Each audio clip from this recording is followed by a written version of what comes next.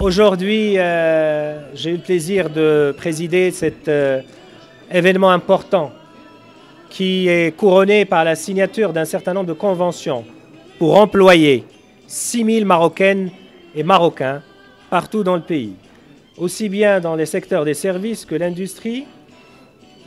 Et nous sommes particulièrement conscients de la nécessité à ce que ces jeunes puissent être sourcés, pas seulement dans l'axe qui a l'habitude de pourvoir des emplois, mais également dans d'autres zones du pays où effectivement des opportunités sont moindres. Donc ce qu'on a demandé, c'est que l'effort de sélection, d'abord de présélection, puis de sélection puisse se faire dans ces provinces et dans ces villes. Donc ça c'est très important et c'est nouveau. Deuxièmement, et au-delà de ces 6000, nous avons 1200 jeunes porteurs de projets qui seront accompagnés par des entreprises pour pouvoir monter leurs projets. Et ce sont des porteurs de projets qui ont soit le statut de l'auto-entrepreneur ou d'autres, et qui vont être accompagnés parce que, voyez-vous, le plus important, c'est certes qu'ils soient accompagnés, mais c'est surtout qu'ils puissent accéder à des commandes. Donc cette nouvelle philosophie de partenariat entre le public que nous représentons, à travers notamment l'Agence nationale de la promotion de l'emploi et des compétences, et le privé, qui est là aujourd'hui pour être accompagné. Donc nous, qu'est-ce qu'on fait en gros? On accompagne par les dispositifs de ce qu'on appelle la politique active de l'emploi, c'est-à-dire nous avons des programmes IDMEJ, TAHIL, TAHFIZ. Donc c'est du financement. C'est également le coût de l'intermédiation qu'on essaie d'abaisser un petit peu, parce que ça va leur coûter moins cher s'ils faisaient ça dans nos agences, dans les agences d'ANAPEC.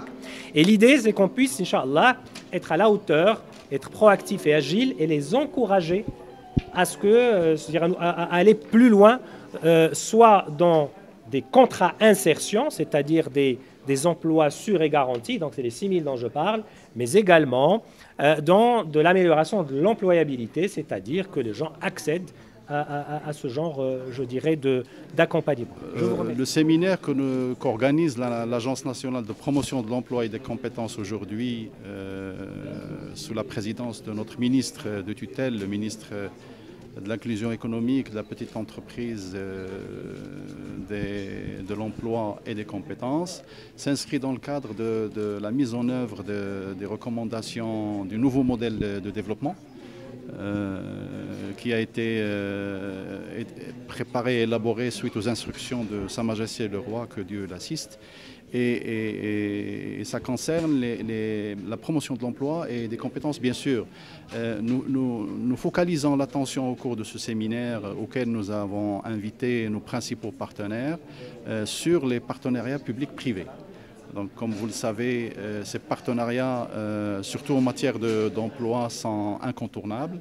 L'agence joue un rôle d'intermédiation, mais elle veut aller au-delà de ce rôle classique d'intermédiation pour que les partenariats dépassent leur cadre classique connu jusqu'ici, qu'il y ait plus d'innovation, plus d'intégration technologie, plus de synergie, etc., plus de convergence de tous les acteurs impliqués dans l'emploi, dans la promotion de l'emploi et de l'entrepreneuriat. Donc nous allons signer, Inch'Allah, 8 conventions qui portent sur en fait l'accompagnement des employeurs pour employer des milliers, voire des dizaines de milliers d'emplois, Inch'Allah. Parmi ces emplois, il y a plus que 6000 emplois qui sont déjà exprimés dans les conventions sous forme d'engagement de nos partenaires à court terme, c'est-à-dire sur les 2-3 ans, et l'accompagnement à la création de 1200 micro-entreprises dans le cadre de ces conventions également. Cela permet de donner un souffle nouveau, surtout en cette période de crise.